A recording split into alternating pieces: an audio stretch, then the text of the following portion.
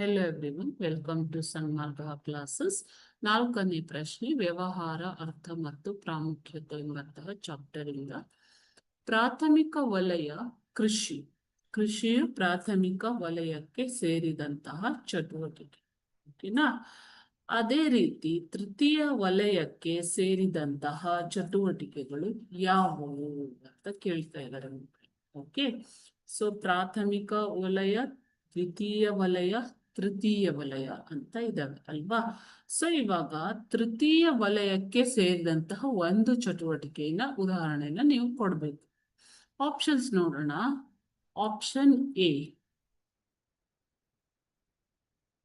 ಹೈನುಗಾರಿಕೆ, option B ಕೈಗಾರಿಕೆ, option C ಗಣಿಗಾರಿಕೆ ಮತ್ತು ಆಪ್ಷನ್ ಡಿ ಸಾರಿಗೆ ಮತ್ತು ಸಂಪರ್ಕ. ಓಕೆ,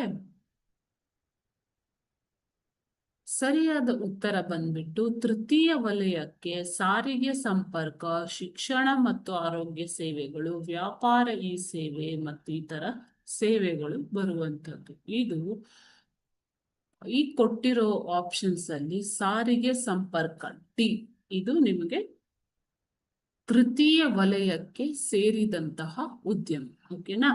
ಸೊ ಇವಾಗ ಹೈನುಗಾರಿಕೆ, ಅದೇ ರೀತಿ ಗಣಿಗಾರಿಕೆ ಇವೆಲ್ಲ ಯಾವುದ್ರಲ್ಲಿ ಬರ್ತವೆ ಮಕ್ಕಳೇ? ಪ್ರಾಥಮಿಕ ವಲಯದಲ್ಲಿ ಬರುವಂಥದ್ದು.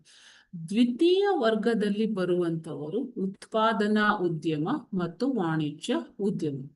ಅದೇ ರೀತಿ ತೃತೀಯ ವಲಯ ಅನ್ನುವಂಥದ್ದು ಸಹಾಯಕ ಉದ್ಯಮ. ಓಕೆನಾ? ಸೊ ಯಾವುದು ಅಂತಂದ್ರೆ, ಫಾರ್ ಎಕ್ಸಾಂಪಲ್ ಹಣಕಾಸಿನ ಸೇವೆ, ಬ್ಯಾಂಕಿಂಗ್, ಸಾರಿಗೆ, ಸಂಪರ್ಕ, ವ್ಯಾಪಾರ ಮತ್ತು ಇ ಸೇವೆ ಇವೆಲ್ಲ ಯಾವುದ್ರಲ್ಲಿ ಬರುತ್ತೆ? ತೃತೀಯ ವಲಯದಲ್ಲಿ ಬರುವಂಥದ್ದು. Okay, thank you.